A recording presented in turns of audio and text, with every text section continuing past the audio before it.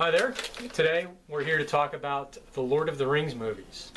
Before we get going, I just want to say that I'm a huge fan of these movies, and as a kid, I was a huge fan of the books. I'm a confessed Tolkien geek, and I love the movies. They're so well done, and thinking back to I don't know when the first movies were done, the 80s, I guess, with the Hobbit that was on TV and the Lord of the Rings movies that were done in cartoon form.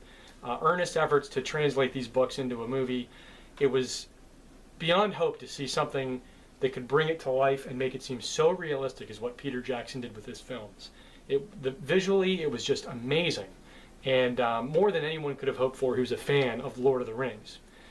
I wanted to just say that because what I think we're about to talk about is going to sound a little harsh, and it doesn't demean what Peter Jackson was able to accomplish. They are still very good films, and I would say Return of the King is truly a great film, and has a lot of elements to it that were just taking visual effects and large-scale combat scenes to a level never before achieved.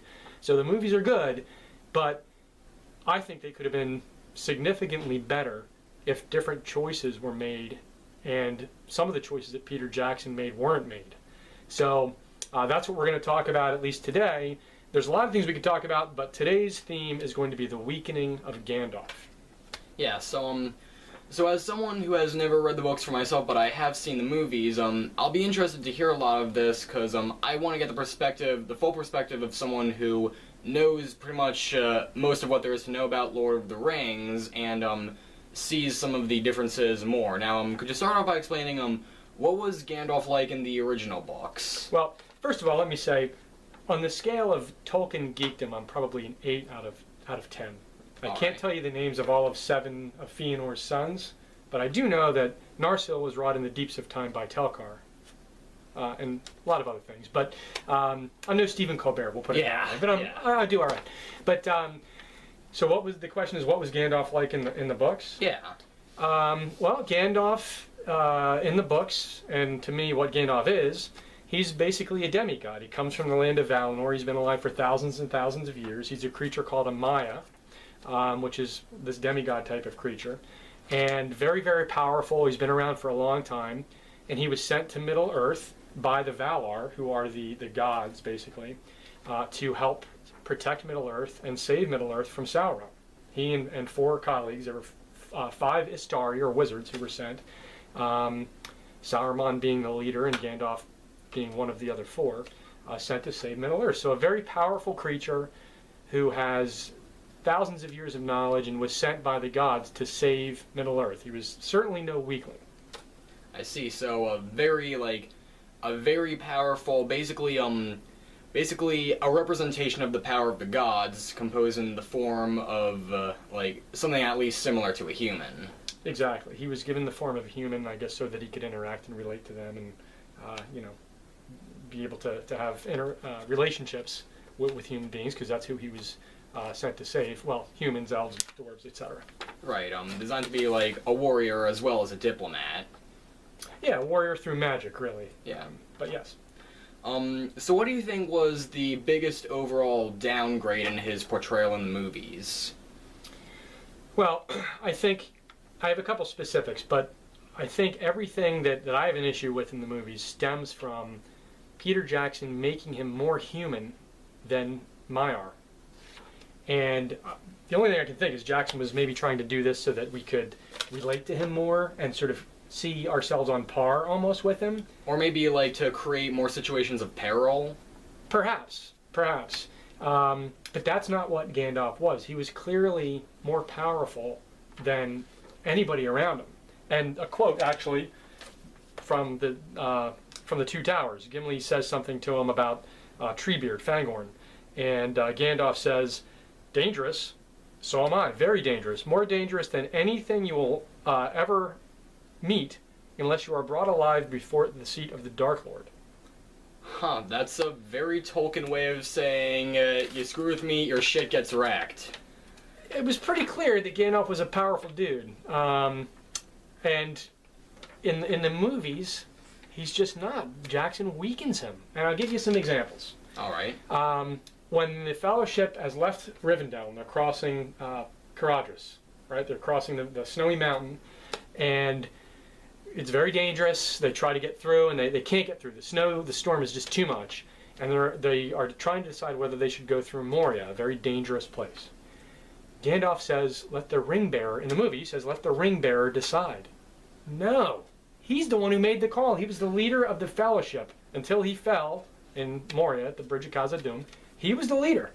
He didn't let a hobbit, God bless Frodo, but he wasn't going to defer judgment or leading the group to Frodo.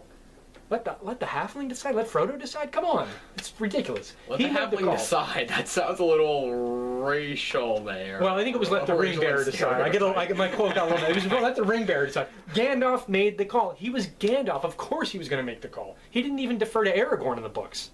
And Aragorn was the rightful heir of Gondor, the heir of Numenor, Elendil, you name it. Gandalf was the man. He was in charge. And in the movie, that drove me crazy. Let the ring bearer decide. Huh.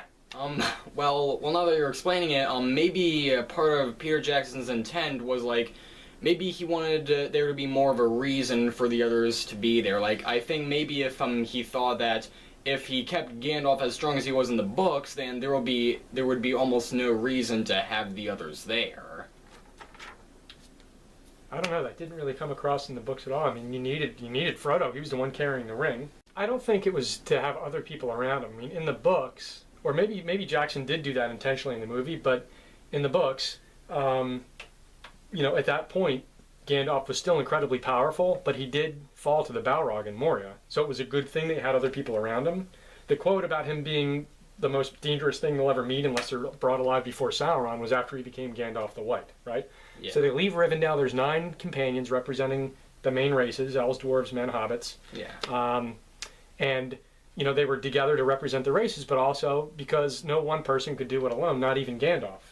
So, the companionship thing, I don't know. I mean, it certainly makes for a better movie, but it was also consistent with the book that they went all out together because, they were going to go into the heart of Mordor to destroy the ring, and there was nobody in Middle-earth who could do that by themselves, not even Gandalf, although he was the most powerful other than Sauron.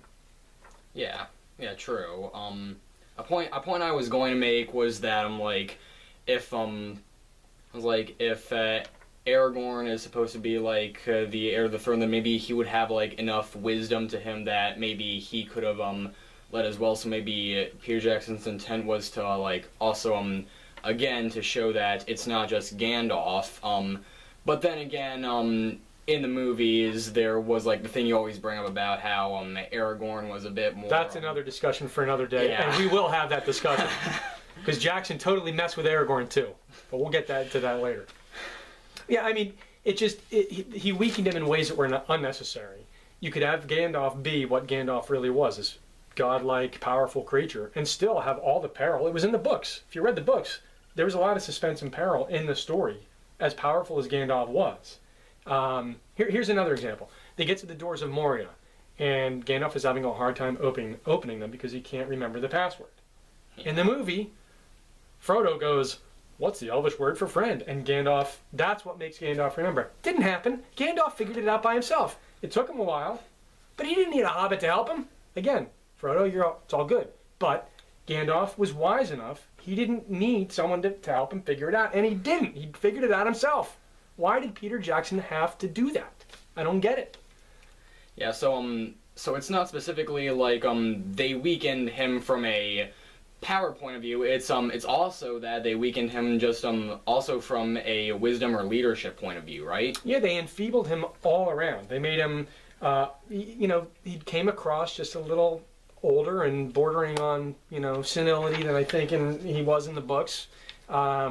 He was physically he might have been stronger because I don't remember him wielding a sword quite as much in the books, although maybe, there was certainly a decent amount of that. But it was just this power that he had, which was clearly, before he came back as Gandalf the White, Sauron was more powerful than him, arguably. Well, I guess he was, clearly, because Sauron did imprison him. But after he came back, that's when he had that quote with Gimli where he says, "I'm the most powerful, dangerous, powerful thing you'll ever meet unless you're brought before the Dark Lord himself." So, this weakening of him just was uncalled for, and I don't think it enhanced the story a bit. I think it hurt the stories for a Tolkien geek like me. So you think what caused this downgrade was like was Peter Jackson want to make him more human to like more relatable? You think? That's the only thing I can think of.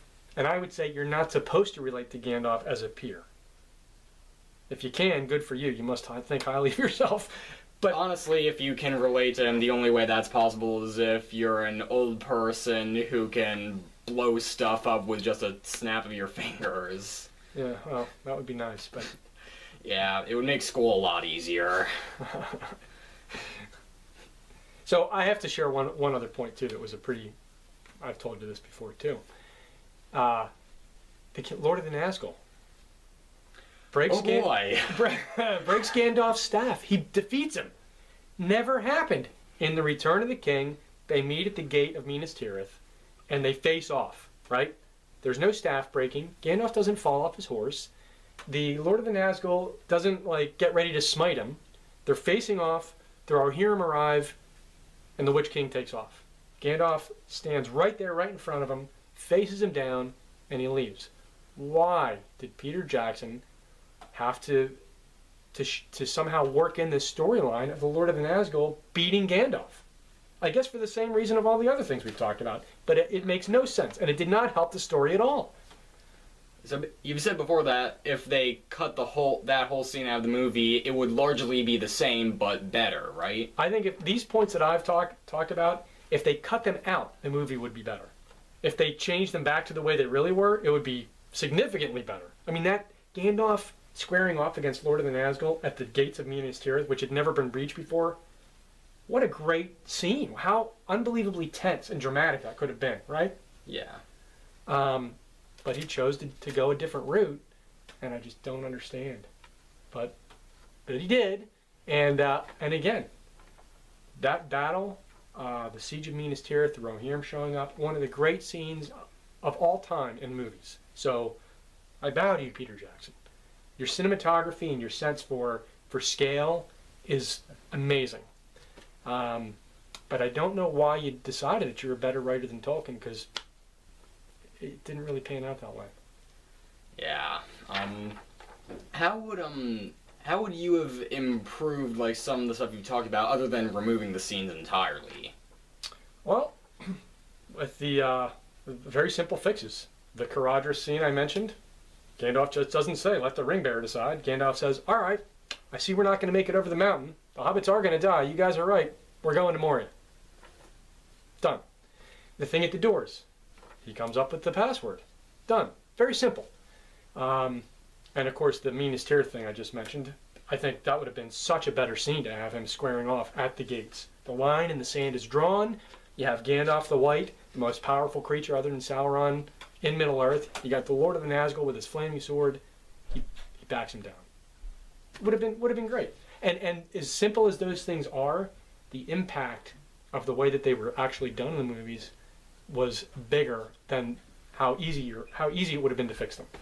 I see. Come to think of it, if they had made the changes you'd said, where like Gandalf made those decisions in the Fellowship of the Ring on his own, it probably would have made his fall to the Balrog a lot more impactful, because it would have gone even further to show that probably the biggest asset in their group had just been lost, and it made their journey that more perilous. That is a great point. I wish I would have said that, but you're exactly right. If at that point you'd be like, oh my God, as powerful as Gandalf is, if he can fall, we are really in trouble. Yeah. That would have been so much more impactful. Yeah. Basically, it's like if in a game of StarCraft, if a ghost is launching a nuke on your base, if your only missile turret has just been destroyed, your reaction is just, well, we're not going to survive this. Darn it. I'll take your word for that. Yeah. I believe it. So the last thing I've written here is, you might have already answered this, but what do you think is the biggest example of his inferior portrayal? The most maddening example is the Lord of the Nazgul breaking his staff and being just about ready to kill him. That really drove me absolutely batty. There's no reason for that. And it's what an example of Peter Jackson. And again, I said at the beginning, this is going to sound like a real rag session on Peter Jackson, and I guess it is in a way, but respect the movies. But it's another example of him just inserting more drama than was necessary by doing little things. Like, he just piled it up. How many fake deaths can you have? How Aragorn getting dragged over a cliff because his hand's caught in a warg's collar or something. You didn't need to do that. There's enough in the story. And this is just, to me, one of the most, maybe the most, but certainly one of the most maddening examples of drama that was just shoehorned in there that didn't help, and I would argue it kind of hurt. Huh. I see. So let's see. Was there one more thing? Oh yeah. Do you think that examples of his like inferior portrayal showed up in the Hobbit movies at all? I'd have to think about that a little bit more, to be honest with you. I don't think so. Nothing really stands out. So I'm gonna defer that question. Although I'll say I don't believe so, but I'll have to go back with a little bit more of an analytical eye. But no, when I saw the Lord of the Rings movies, I knew immediately. It drove me crazy. When I saw the Hobbit movies, as you're asking me that, I can't say that there is anything, so probably not. All right. So that's something at least.